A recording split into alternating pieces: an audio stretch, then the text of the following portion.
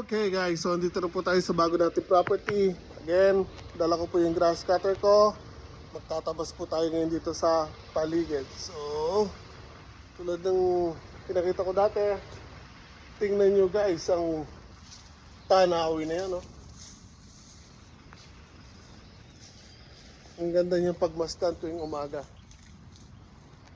So, sa mga first time na makakapanood ng video na to, ito pong nakuha natin na property ay 900 square meters na may free na lupa. I know, sinabi ko na 300 square meters yung lupa dun sa taas sa may bundok.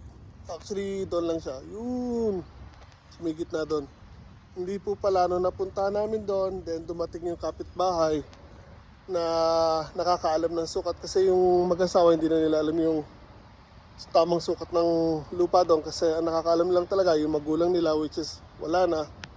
So yung mga anak nakapunta lang dito kasi paminsan-minsan. So since nawala na yung may-ari o yung magulang nila, hindi naman nila kailangan yung lupa kaya binenta nila. So again, yung kapirasong lupa doon, property din nila yon. So kung may iwan yung pag binenta to, masasayang lang. So isinama na lang yon. So nasa 250 something yung property doon sa taas. Hindi siya buong 300 pero hey, laki pa rin yun and libre. So again, meron tayong 300 square meters na yung sa bahay, lote ng bahay. 300 tong garden na to. Another 300 yung palayan dito. Tabi lang yun eh. So plus 250 something doon sa taas ng bundok. 369. So 1,150.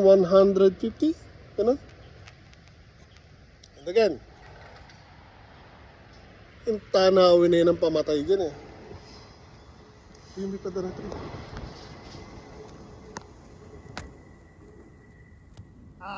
Hindi natin nakita. So again, may dumaan na train.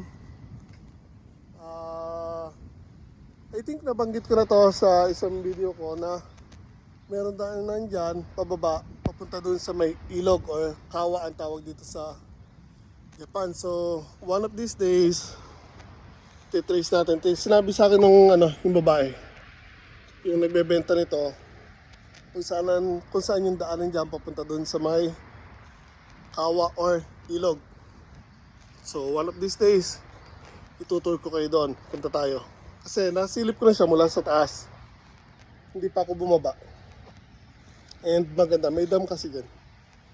So yan, I think magtatapos muna ako dito bago dumating yung mag-asawa. Para pag dating nila, at least kahit pa paano nakapagtabas na ako ng konti. So, ingat tayo lang talaga guys.